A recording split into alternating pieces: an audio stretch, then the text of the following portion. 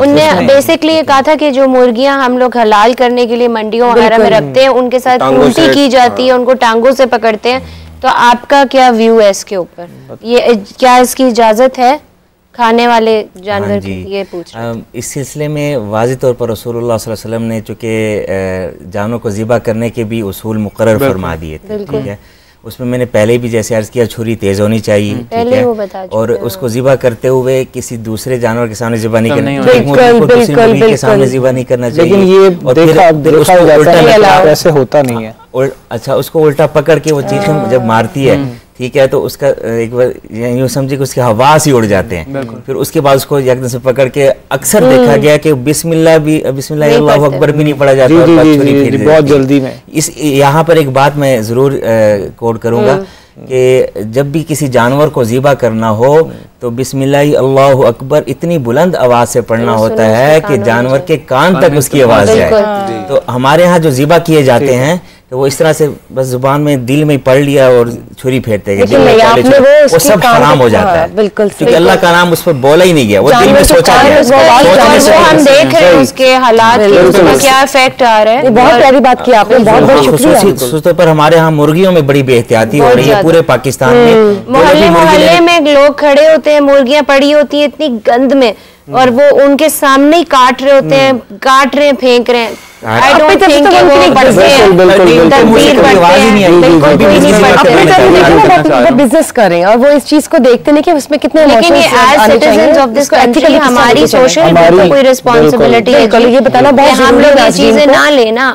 आप हजूर पाक सल्लल्लाहु अलैहि वसल्लम की जहाँ इतनी बातें हो रही हैं, देखें हम एक मुस्लिम मुल्क में रहते हैं मेजॉरिटी में, तो हमारे लिए कुछ चीजें अंडरस्टैंडेबल होनी चाहिए। आप फलस्तीन को देख लें, इन हालात में भी उनने इस्लाम का दामन नहीं छोड़ा, और हम लोग इस्लाम के दामन का वायलेशन कर रहे हैं। छोटी सी बातें भी कुछ टाइम कम होता है, लेकिन मैंने कई बार प्रोटेस्ट किया है लोगों के साथ भी मुर्गी खानों के बाहर, लेकिन वहाँ औरतें, बच्चे, आदमी, हम सब खड़े होते हैं, नोबडी केयर्स। उनको किस तरह रखा, हमारी कोशिश है कि हमारी कोशिश है कि हम नाज़रीन को बताएं। अल्तमश आपकी तरफ भी आते हैं, लेकिन मेरी कोशिश है कि नाज़रीन के साथ भी हम एंगेज रहे, और टीवी स्क्रीन पर दिए गए नंबर का इस्तेमाल करके कॉल्स भी कीजिए, मैसेज भी कीजिए। बहुत बहुत शुक्रिया, आप लोग हमारे साथ एंगेज हैं। जी जी, अस्सलाम वालेकुम, वेलकम टू वकील ऑनलाइन। वालेकुम सलाम जी, मेरा एक सवाल है। मेरी सोसाइटी में स्ट्रे एनिमल, स्ट्रे डॉग्स बहुत ज्यादा हैं, और हमारी सोसाइटी की जो कम्युनिटी है उन्होंने डिसाइड किया कि जितने स्ट्रे डॉग्स हैं उनको कहीं पे छोड़ा जाए या फिर उनको मार दिया जाए। मेरी कोशिश ये है कि वहाँ पर मैं जो कुछ स्ट्रे डॉग्स जिनको रास्ते में मिलते हैं उनको मैं किसी शेल्टर होम में छोड़ाऊँ। तो काइंडली मुझे बताएं कि यहाँ पे कोई ऐसा शेल्टर होम है जहाँ पे स्ट्रे डॉग्स को छोड़ा जाए ताकि उनकी जान भी बच जाए। बहुत शुक्रिया आपका। जी सारा, मेरे ख्याल से आप शेल्टर होम चलाती हैं। जी मैं आपको ये बताऊं, सबसे बड़ी बात तो ये कि ये जो बहन कह रही थी, देखिए अगेन डॉक्टर साहब ने बात की थी, हमें को एग्जिस्ट करना है। हम क्यों ये सोचते हैं कि स्ट्रे डॉग्स हमारी कम्युनिटी में ज्यादा है, तो आप उनको इस तरह ना सोचिए। मैं उनसे स्पेसिफिकली ये कहना चाहूंगी कि आप लोग कहते हैं किसी शेल्टर होम में छोड़, शेल्टर होम अल्लाह के नाम पे नहीं चलता। वहां पे जब आप एनिमल रखते हैं तो वहां पे उनका डेली 2 वक्त का खाना, उनका मेडिकल केयर, उनकी सर्दी गर्मी, उनके पखाने वगैरह की सफाई, फिर उनका ट्रीटमेंट, उनकी गार्ड करना, उसके लिए डॉक्टर्स चाहिए होते हैं, उसके लिए स्टाफ चाहिए होता है। शेल्टर होम कोई पार्टी होम नहीं होता कि जिधर जानवर छोड़ दिया चल जाएगा।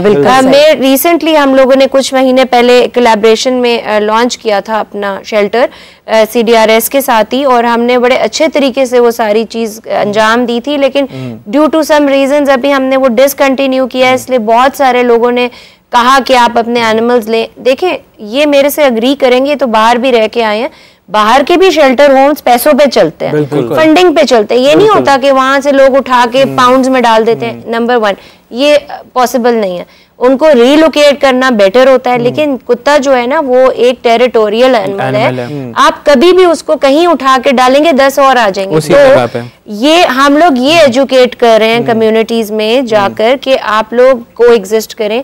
कुत्ते को आप एक नवाला खिला देंगे प्यार से, वो आपका दोस्त बन जाएगा, आपका रखवाला बन जाएगा। और अब तो ये कई दुनिया में वीडियोस आ चुकी हैं, इंडिया में बहुत काम हो रहा है इसके ऊपर कि वो स्ट्रे एनिमल्स जो होते हैं उनके लिए बेडिंग लगा दी जाती है, उनको खाना दे देते हैं जो आपके घर से वेस्ट होता है, वो आपको 24 आवर्स का फ्री रखवाला मिलता है। मैंने खुद 5 कुत्ते सड़कों से अडॉप्ट किए हैं बिकॉज कोई नहीं ले रहा था। I had 45 cats because nobody was taking those cats. यहाँ पर आप कर सकते हैं। यहाँ पर हमारे साथ एक और कॉलर मौजूद है। जी अस्सलाम वालेकुम। वालेकुम अस्सलाम जी। जी फरमाइए। अच्छा, मोहम्मद अबू बकर सुलेमानी इब्तिबाद से बात कर रहा हूँ। मेरा सवाल ये है कि अक्सर पोल्ट्री फार्म जो होते हैं उन पर मुर्गियों को ज़िबा करने के लिए टोकों का इस्तेमाल किया जाता है। मतलब शादी ब्याह के जिस तरह आर्डर वगैरह होते हैं तो वो फौरी तौर पे मुर्गियाँ ऊपर नीचे इस तरह मार देते हैं टोकों के जरिए। तो क्या मुर्गियों को इस तरह ज़िबा किया जा सकता है? नहीं, नेवर। ये तो हलाल ही नहीं रहेगी। ये तो झटका सिस्टम है। ये तो सिखों में होता है या हिंदुओं में होता है। ये है ही नहीं। जो कोशर है, जो यहूदी करते हैं, वो नियर टू हलाल है, वो भी इस तरह ज़बा करते हैं। ये जो टोके से हलाल है, ये तो स्ट्रिक्टली आप चाहे जितनी मर्जी उस पर तकबीर पढ़ लें, चाहे जो मर्जी कर लें, अगर आपने झटके से वो इस्लाम वैसे भी जो डेड एनिमल है उसको कंज्यूम उसके अंदर बीमारियां होती हैं, वो इंसान के लिए अच्छा नहीं है, इसलिए इसका हुक्म है। साहब एक आपसे जानना चाहूंगा कि कैटल फार्मिंग में हम देखते हैं कि कैटल्स को जो है ना वो ग्रोथ हार्मोन्स दिए जाते हैं कि वो ज्यादा दूध दें और या वो ज्यादा ग्रोथ करें जल्दी। तो क्या ये उसके लिए क्या इफेक्ट होता है इसका जानवर के ऊपर?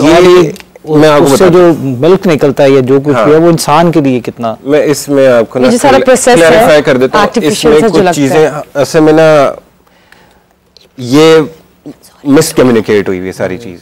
ग्रोथ हार्मोन इतना महंगा हार्मोन है कि वो इंसान को ही हम लगाते हैं। राइट, ठीक, तो हम जानवर को क्यों लगाएंगे, या वो 200-300 रुपए की मुर्गी को हम क्यों लगाएंगे? ठीक, ऐसा नहीं होता। और जो बात की जो दूध वाली प्रोडक्शन की, वो फॉर एग्जांपल एक जो हार्मोनल इंजेक्शन होता है, वो सीन ये होता है कि जब बच्चा पैदा हुआ तो बच्चा जब करीब आता है तो फिर थनों में दूध आ जाता है। ठीक, तो अब क्या होता है कि जब फार्मिंग इंटेंस फार्मिंग होती है उसमें फिर बच्चे तो साइड पे कर दिए जाते हैं क्योंकि दूध तो कंज्यूम करना ही करना है। ठीक, वो बच्चों को ऐसा नहीं है कि बिल्कुल ही आपने लवारिस छोड़ दिया, उनको मिल्क रिप्लेसर दिया जाता है, उनको प्रॉपर डाइट दी जाती है। तो क्या होता है, अब शुरू में माँ एक्सेप्ट नहीं कर रही होती कि जब तक बच्चा नहीं आएगा तो मैं दूध नहीं दूंगी। तो वैसे भी लाजिम भी है कि कुछ दिन तो अब माँ का दूध देना है। वैसे बिल्कुल सही कह रहे हैं। इसके ऊपर एक और पॉइंट ऑफ व्यू भी मैं ये कंप्लीट कर लूं, लेकिन ये इलीगल नहीं है। मैं आपको बताता हूँ, बिल्कुल सही कह रही हैं। उसमें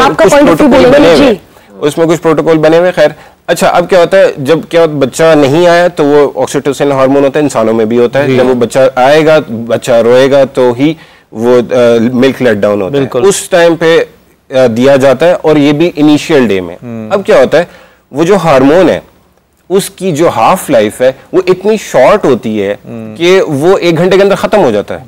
वो ना दूध में रहता है, ना बॉडी में रहता है, ना कहीं और रहता है। और यानी कि वो इतनी थोड़ी से अरसे में ही वो खत्म हो जाता है, कुछ घंटे में, कि वो उसका कोई असर नहीं आता। बाकी ये जो बाकी जो दूध है वो खालिस है या नहीं है, उस पे तो डिबेट नहीं मैं कर सकता, क्योंकि वो तो पाकिस्तान है, तो उसमें आपको मिलती चीज सारा कुछ। देखिए एक्चुअली ये जो हम करते हैं जानवरों के साथ, या आपने ऊँटों के साथ भी देखा होगा कि वो माँ तभी दूध देती है जब बच्चा पास होता है। जी ऐसे ही है। तो क्योंकि इंसानों को बहुत शौक है एनिमल प्रोडक्ट्स हमें कंज्यूम करने का, और आदत ही इतनी डाल ली है। हुजूर पाक सल्लल्लाहु अलैहि वसल्लम जो थे वो फ्लेक्सिटेरियन थे। फ्लेक्सिटेरियन वो होता है जो एक पर्टिकुलर डाइट नहीं लेता, हर तरह की डाइट लेता है। सो वो 1 वीक मीट खाते थे, 3 वीक वो सब्जी खाते थे, और 2 डेज ऑफ फास्टिंग करते थे, जो आज इंटरमिटेंट फास्टिंग के नाम से फेमस हो गया। वो हुजूर पाक सल्लल्लाहु अलैहि वसल्लम उस जमाने में करते थे, जो कि बहुत हेल्दी होता है। और वो एनिमल मीट या प्रोडक्ट बहुत कम कंज्यूम करते थे, स्पेशली मीट। तो अभी हम लोगों ने क्या किया है कि हमने बचपन से ही बच्चों को गोश्त की और इन चीज़ों की इतनी आदत डाल दी है। Basically the mother's milk is not for human consumption, it's for the baby's consumption. And internationally भी इस चीज़ को बहुत, वीगन्स क्या होते हैं, वो कोई मिल्क प्रोडक्ट नहीं लेते, कोई एनिमल प्रोडक्ट नहीं लेते। वेजिटेरियन वो होता है जो अंडे दूध पी लेता है, बट वो नहीं करता। लेकिन ये चीज़ हम जैसे एक्टिविस्ट इसके अगेंस्ट है। हमारे हिसाब से माँ, और ये जो फैक्ट्री प्रोडक्शन हो रही है, एनिमल फार्मिंग हो रही है, मैन्युफैक्चरिंग हो रही है, दिस इज नॉट और ये भी बताइएगा कि mother and child should not be separated. दुनिया में बहुत अरसे से मतलब एक तारीख है कि जानवरों को सर्कस में इस्तेमाल किया जाता है और उनको ऐसे एनवायरनमेंट में रखा जाता है, इवन वाइल्ड एनिमल्स को ट्रेन किया जाता है। लेकिन ऐसे हादसा पूरी दुनिया में हो चुके हैं कि जहाँ पर ट्रेनर्स को ही वाइल्ड एनिमल्स ने बाद में हमला किया, क्योंकि उनकी नेचर जाती है ना, उनकी नेचर भी है, एनिमल्स नेचर है। But the thing is not even about nature. अगर एक बंदे को आप थप्पड़ मारते रहेंगे, एक दिन वो बंदा आपको वापस मोड़ के मारेगा। ये हम एनिमल की नेचर नहीं, एनिमल बहुत अच्छी चीज है, बहुत मेरे ख्याल में कई इंसानों से भी शायद बेहतर होते हैं। लेकिन जब आप एक एग्रेशन की और एक वायलेंस की और एक तशद्दुद की एक जब एक्सट्रीम हो जाती है तो वो अपने ही ट्रेनर पे टर्न हो जाते हैं, because they know that this person is responsible for my ट्रिगिंग। Trigger हो आप बात करिए सर, तो पाकिस्तान के जू क्वालिफाई नहीं करते, तो हमारे जूस बंद हो गए ना अल्हम्दुलिल्लाह। और ये जो हम कवन की बात अल्तमश कह रहे थे, I was involve with this, and जब कवन को एयरपोर्ट पे ट्रांसपोर्ट किया गया तो मैं 4 Paws के साथ काम कर रही थी इस प्रोजेक्ट पे। Personally I was there when he was at the airport, and then जो हमारे बेयर्स गए थे वो भी मैं उसमें इन्वॉल्व थी। तो मेरा काफी अल्हम्दुलिल्लाह एक्सपोजर रहा है और काम रहा है विद इंटरनेशनल ऑर्गेनाइजेशंस। एंड अब हमारे कराची में एलिफेंट्स जा रहे हैं इंशाल्लाह ताला, उनकी भी तैयारी हो रही है। अच्छा, तो ये काम हमें बहुत जरूरी है इन चीजों के ऊपर। आप भी बंद है, वो मैंने एक्चुअली करवाया है। बिल्कुल, आपने लाहौर ज़ू बंद करवा दिया, गुड। और अब वो बंद ही रहेगा इंशाल्लाह, गुड। नहीं, वो खुलेगा पर दोबारा हम केस कर करेंगे, राइट। यही समय कॉलर ऐड करते हैं जी। अस्सलाम वालेकुम, वेलकम टू वकील ऑनलाइन। वालेकुम अस्सलाम जी, मैं शाहजहान बात कर रहा हूँ मुल्तान से। मेरा असल में सवाल जो आज के टॉपिक के मुतालिक है कि हम अक्सर जो है ना वो अपने सड़कों पे या गलियों में देखते हैं कि जो लोग गधा रेडी जो है ना उसमें जाते हैं ना, तो उनके पास स्टिक्स होती हैं जिनके जरिए से वो उन्हें बहुत ज्यादा दो कूप भी करते हैं, मारते हैं, और आई थिंक उससे वो जानवर हर्ट भी होते हैं। बट उसके लिए क्या कोई लॉ या रेमेडीज अवेलेबल हैं? ऑल राइट, बहुत बहुत शुक्रिया। डोंकीज के हाँ, इसमें जो SPCA जो था ये बहुत पहले से वर्क कर रहा है। SPCA बकायदा चालान करता है, ओवरलोडिंग पे चालान करता है, ब्रांडिंग पे चालान करता है, और अब खैर ये अब SPCA जो है अब डॉग कैट्स में भी आ गया। ब्रूक का भी नाम लेना जरूरी है, बिकॉज़ वो बहुत काम करते हैं। हाँ, वो भी SPCA तो खैर सरकारी है ना। हाँ, लेकिन आई थिंक इसके लॉज के बारे में अल्तमश ज्यादा बेहतर। आप लाहौर ज़ू की भी डिटेल बताइए, कैसे आपने उसको बंद करवाया है? लाहौर ज़ू का केस एक्चुअली हमने 2020 में किया था, तब मैं खुद स्टूडेंट था, लम्स जा रहा था, और तभी कावन के केस का डिसीजन भी आया था, उसके बाद आया था एक्चुअली, हमारे केस से पहले। तो बीच में कोविड आ गया, अनफॉर्चुनेटली केस में थोड़ा डिले आया था, but then we refiled again because I came back and became a lawyer. तो मैंने खुद ही उसको आर्ग्यू किया, और उसमें इस्लामिक आर्गूमेंट्स हमने यूज़ किए थे। हमने लाहौर ज़ू का एक्चुअली एक लॉ बना हुआ है, उसको कहते हैं लाहौर सफारीज रूल्स 2012। ये बने थे हमारे पंजाब वाइल्ड लाइफ एक्ट 1974 के अंडर। तो उसमें कुछ स्पेसिफिक रिक्वायरमेंट्स हैं, उसमें से अराउंड 20 वो मीट ही नहीं कर रहे थे, 20+। तो व्हाट दे सेड वाज कि हमने तो कहा था बंद कर दें, दे सेड हम कर देते हैं पर लेकिन हम इसको दोबारा खोलना चाहेंगे, हमें इम्प्रूव करने दें। तो that was the middle ground compromise. तो वो दोबारा खोलेगा, will see how that happens. But अब मैंने सुना है कि जैसे इस्लामाबाद वाला मरगला ज़ू जो है उसको एक सैंक्चुरी में कन्वर्ट कर रहे हैं, so this will also be created into a sanctuary. So sanctuary में animals are not caged, so they are given a natural habitat kind of a feel, तो व्हिच इज फेयर एनफ। चले वो animals भी secure हो जाते हैं, लोग भी एंटरटेनमेंट के लिए आ सकते हैं, बट वो जो कंक्रीट वो सेल्स होते हैं, केज कल्चर जो हम कहते हैं वो नहीं होते। तो अगर उस तरह खुल जाए तो we will definitely support it. बिल्कुल सही बात। जो केज्ड कल्चर है जी, वो अक्सर हम देखते हैं हंटिंग की जब बात करते हैं, तो क्या हंटिंग के हवाले से पाकिस्तान में क्या कवानीन मौजूद हैं और किस तरह इसको मतलब आप कर सकते हैं? हंटिंग जो है जानवर की अलावा है, कौन से जानवर की? जी। अब कुछ एनिमल्स होते हैं एंडेंजर्ड होते हैं, उनका बेसिकली बायोडाइवर्सिटी कॉन्सेप्ट होता है, उसमें उनकी एक वैल्यू होती है, इकोसिस्टम है। फॉर एग्जांपल बीज वैसे वो एंडेंजर्ड नहीं है, पर लेकिन बीज अगर हम खत्म हो जाए तो after 2 weeks human civilization end हो जाएगी। तो इसी तरह कुछ एनिमल्स की बहुत इंपॉर्टेंट रोल्स होते हैं हमारे इकोसिस्टम में।